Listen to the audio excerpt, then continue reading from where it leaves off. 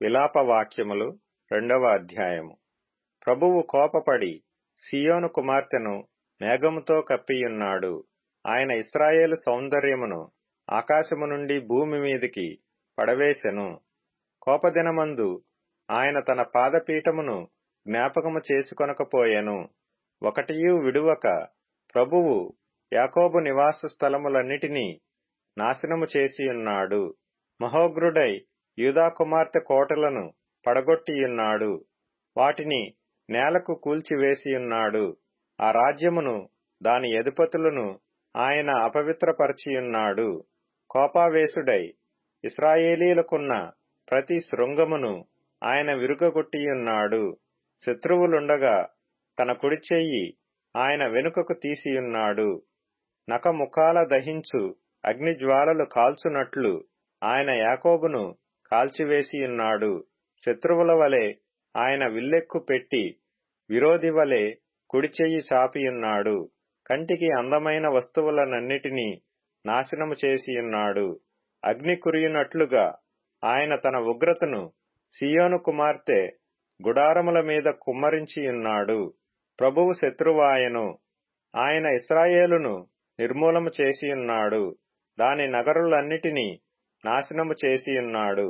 దాని కోటలను పాడు చేసియున్నాడు. యూదా కుమారికి అధిక దుఃఖ ప్రలాపములను ఆయన కలుగజేసియున్నాడు. ఒకడు తోటను కొట్టివేయునట్లు తన ఆవరణమును ఆయన క్రూరముగా కొట్టివేసియున్నాడు. తన సమాజ స్థలమును నాశనము చేసియున్నాడు. యెహోవా సీయోనులో నియామక కాలము విశ్రాంతి దినము మరువబడునట్లు చేసియున్నాడు. కోపావేశుడై రాజును యాజకుని త్రోసివేసియున్నాడు. ప్రభువు తన బలిపీఠము విడనాడెను. తన పరిశుద్ధ స్థలమునందు అసహ్యించుకొనెను. దాని నగరుల ప్రాకారములను శత్రువుల చేతికి అప్పగించెను. వారు నియామక కాలమున జనులు చేయునట్లు యెహోవా మందిరమందు ఉత్సాహధ్వని చేసిరి. సీయోను కుమారి యొక్క ప్రాకారములను పాడు చేయుటకు యెహోవా ఉద్దేశించెను.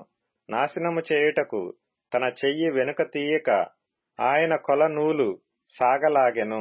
ప్రహరియు ప్రాకారమును దీని గూర్చి మూల్గుచున్నవి. అవి ఏకరీతిగా క్షీణించుచున్నవి.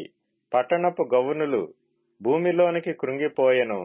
దాని అడ్డగడలను ఆయన తుత్తునీయులుగా కొట్టి పాడు చేసెను. దాని రాజును అధికారులను అన్యజనులలోనికి పోయియున్నారు.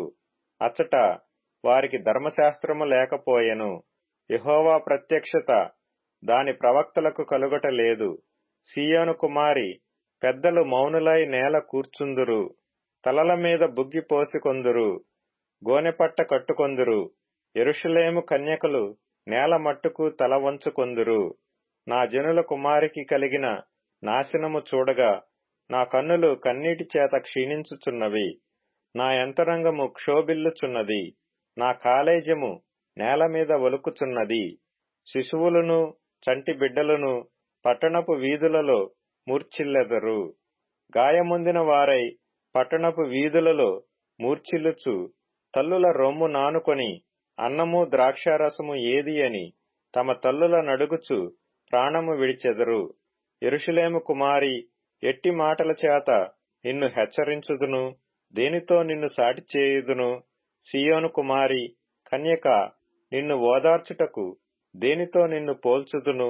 నీకు కలిగిన నాశనము సముద్రమంత గొప్పది. నిన్ను స్వస్థపరచగలవాడెవడు?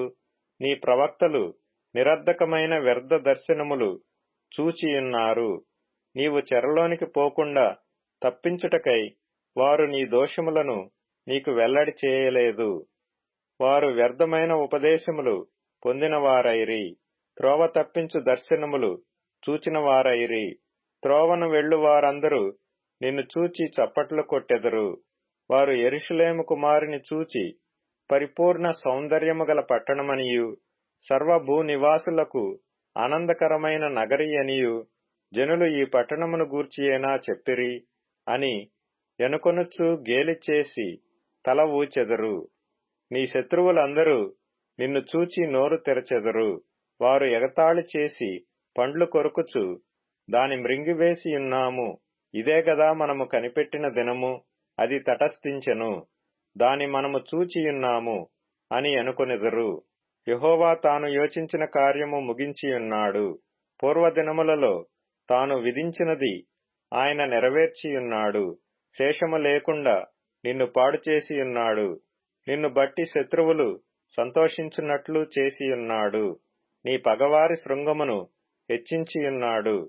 జనులు హృదయపూర్వకముగా యెహోవాకు మొర్రపెట్టుదురు. సీయోను కుమారి ప్రాకారమా, నదీ ప్రవాహము వలె దివారాత్రము కన్నీరు పారనిమ్ము. విరామము కలుగనీయకుము. నీ కంటి పాపను విశ్రమింపనీయకుము. నీవు లేచి రేయి మొదటి జామున మొర్రపెట్టుము. నీళ్లు కుమ్మరించున్నట్లు ప్రభువు సన్నిధిని నీ హృదయమును కుమ్మరించుము. నీ పసిపిల్లల ప్రాణము కొరకు నీ చేతులను ఆయన తట్టు ఎత్తుము. ప్రతి వీధి మొగను ఆకలిగొని వారు మూర్ఛిల్లుచున్నారు. నీవు ఎవని ఎడల ఈ ప్రకారము చేసితివో యెహోవా దృష్టించి చూడుము. తమ గర్భఫలమును తాము ఎత్తుకొని ఆడించిన పసి పిల్లలను స్త్రీలు భక్షించుట తగునా?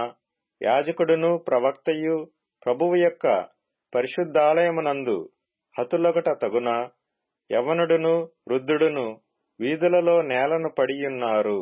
నా కన్యకలును నా యవనులను ఖడ్గము చేత కూలియున్నారు.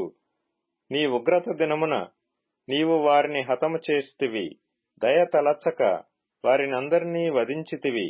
ఉత్సవ దినమున జనులు వచ్చునట్లుగా నలుదిశల నుండి నీవు నా మీదికి భయోత్పాతములను రప్పించితివి. యెహోవా ఉగ్రత దినమున ఎవడనూ తప్పించుకొనలేకపోయెను. శేషమేమియూ నిలువకపోయెను. నేను చేతులలో ఆడించి సాకిన వారిని శత్రువులు హరించివేసియున్నారు.